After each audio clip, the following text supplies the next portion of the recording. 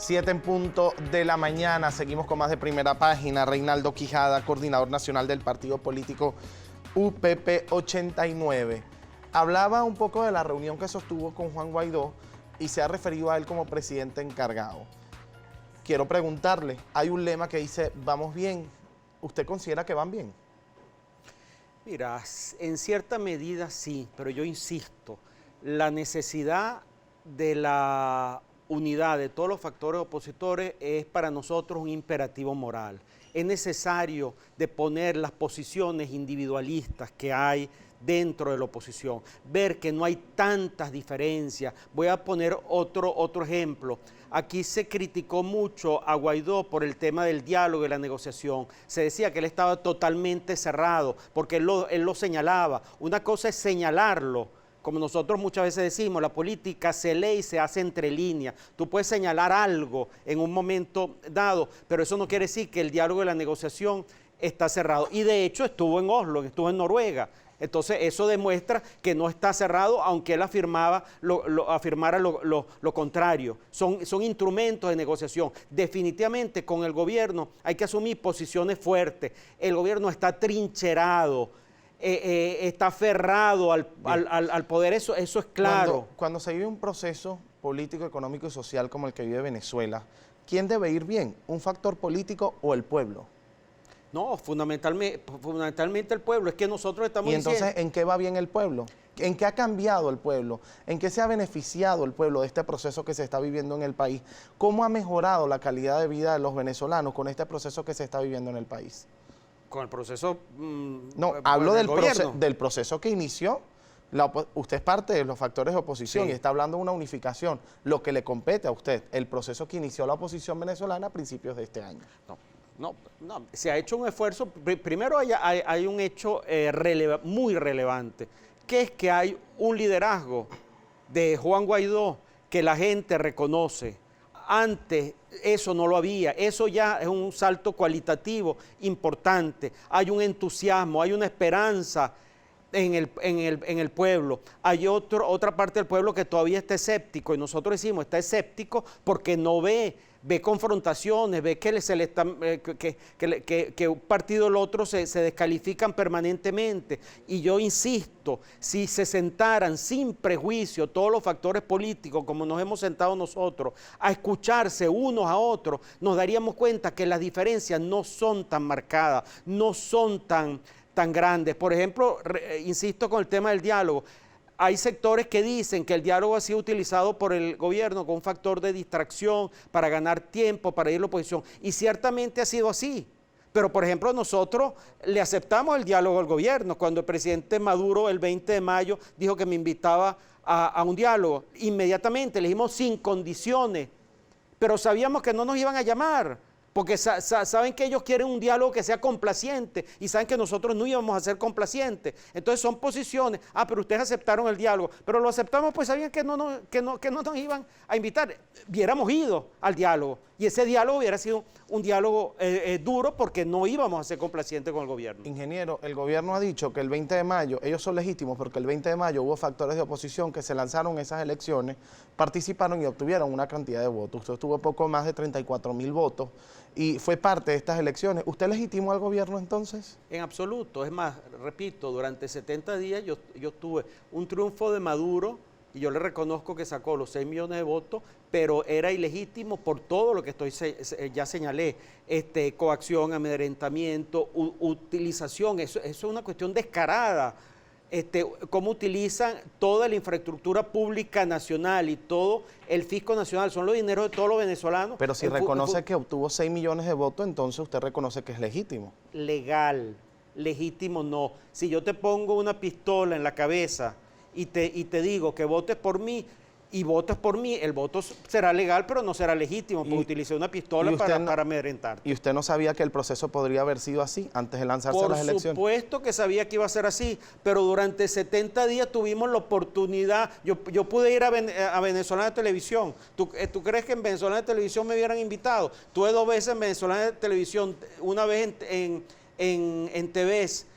cuestionando al gobierno de Maduro, sacando además a relucir las contradicciones de los planteamientos fundamentales del presidente Chávez en golpe de timón, en las líneas estratégicas de acción política, en el plan de la patria, porque ellos a nosotros no nos podían decir, bueno, no utilicen esos argumentos, no, sí, nosotros fuimos parte del proceso revolucionario, nos distinguimos cuando vimos que esto se había desvirtuado totalmente.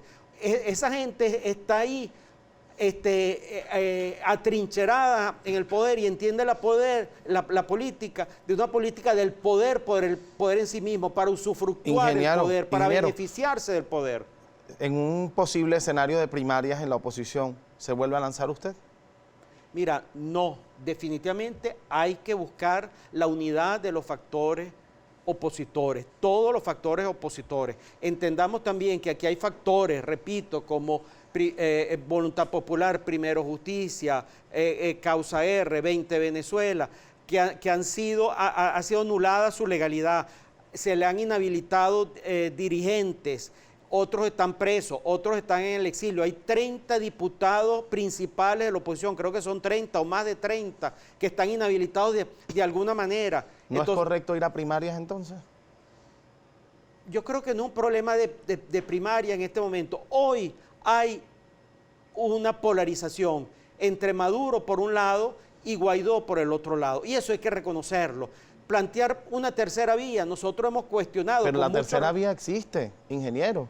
Existen críticos en la misma posición a Juan Guaidó. No podemos polarizar al país en dos sectores cuando existen tercera, cuarta y quinta vía, inclusive. Mira, hay que reconocer que ellos existen. De hecho, usted se está reuniendo con ellos para unificarlos. Pero justamente para unificarlos, porque nosotros, ¿qué estamos diciendo? En la política, tú tienes que leer el momento histórico, tú tienes que interpretar el momento histórico. Y aquí te está diciendo que hay un país que está viendo una opción en Guaidó, que Guaidó llegó allí porque le tocaba en turno Voluntad Popular, porque era la persona que estaba, como se dice popularmente, bien, prevenido el bate, bueno, lo que sea, pero está allí y el país le reconoce una realidad, y las realidades hay que interpretarlas. A pasar a la lectura de los tuits, porque la gente desde sus hogares también hace preguntas a través de las redes sociales. Nuestra compañera Zoe Rodríguez Pérez ya está lista para la lectura. Así es, Alín, 7 y 8 minutos de la mañana. De inmediato vamos a repasar la participación de nuestros televidentes a través de nuestra cuenta en Twitter, Primera Página, con la etiqueta Primera Página. Comenzamos con Pedro Hernández. Buenos días. El invitado acaba de decir una verdad. La oposición está llena de mucho odio. ¿No cree usted que esto es el factor principal, por lo cual la misma no debe ser gobierno, y aún más con los referentes del 2002, 2014 y 2017? No. En absoluto. Bueno, lo que no debe ser gobierno, esto, yo no lo llamo ni gobierno, esto algo, yo lo defino como con un pronombre indefinido, algo que tenemos, que no se sabe qué es, que se llama gobierno del presidente Maduro. Esto no es nada. Un país, por ejemplo, donde tú no tienes un billete para pagar un tanque de gasolina, es decir, o con 10 billetes pagaría todos los tanques de gasolina de todo un año.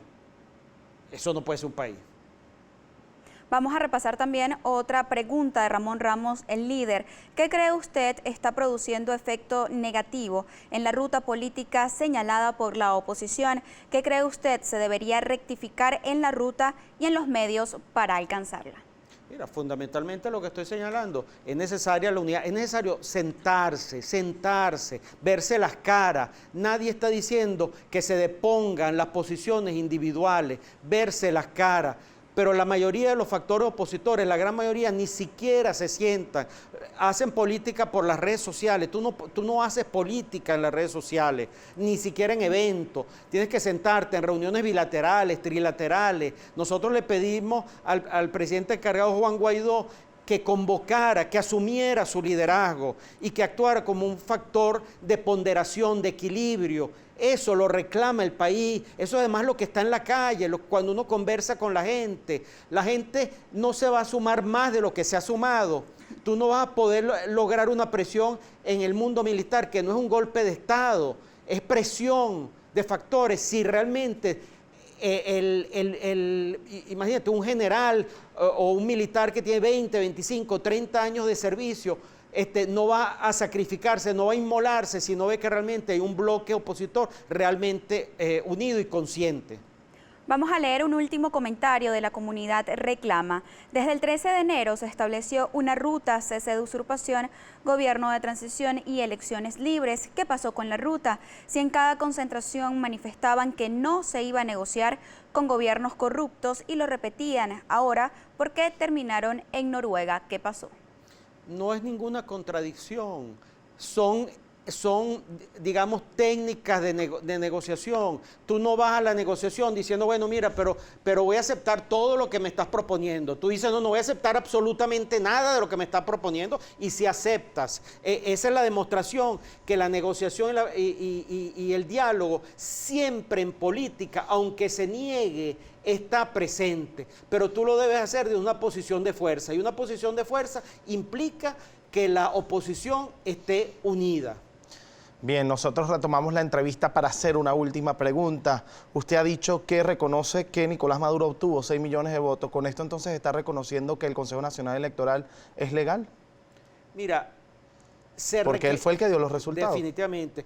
Yo he defendido, mucha gente me lo ha criticado, yo he defendido siempre al CNE, el proceso automatizado. Para mí ahí no está el problema. El problema está, por ejemplo, te lo digo, nosotros teníamos derecho a tener testigos en todas las mesas de votación, pero para tener testigos nosotros hicimos un cálculo, necesitamos $1 millón. ¿De dónde íbamos a sacar nosotros $1 millón cuando nuestro presupuesto no llegó ni a $1.000? Entonces, el sistema electoral debería modificarse en algunas cosas. No es el proceso automatizado. Mucha gente considera que sí es el proceso automatizado, pero definitivamente, como hay una gran desconfianza hacia el CNE, debería o tiene que haber una modificación en la conformación del CNE actual.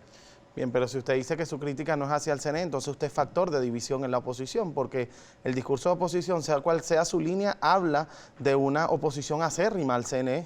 No, pero es que podemos tener posiciones distintas, esa es mi posición, pero coincidimos que todos estamos de acuerdo que tiene que haber otro CNE con rectores distintos. Pero si el CNE no cambia y se convocan convocan elecciones, ¿usted cree que deberían ir a elecciones la oposición? La oposición debería ir a elecciones si va unida, no incluso dividida. Con este CNE. No hay confianza en el electorado, en el CNE, entonces hay que cambiarlo. El hecho que yo diga que el problema fundamental no es el proceso automatizado, no estoy hablando del CNE en su conjunto, estoy hablando del proceso automatizado, no quiere decir porque la percepción de la gente es que el CNE está viciado y por lo tanto hay que cambiarlo. Nosotros tenemos que ir a un corte. En la próxima parte seguimos con más de Primera Página, la segunda entrevista del día. Por supuesto, agradecemos al ingeniero Reinaldo Quijada su presencia acá en nuestro programa. Ya volvemos con más.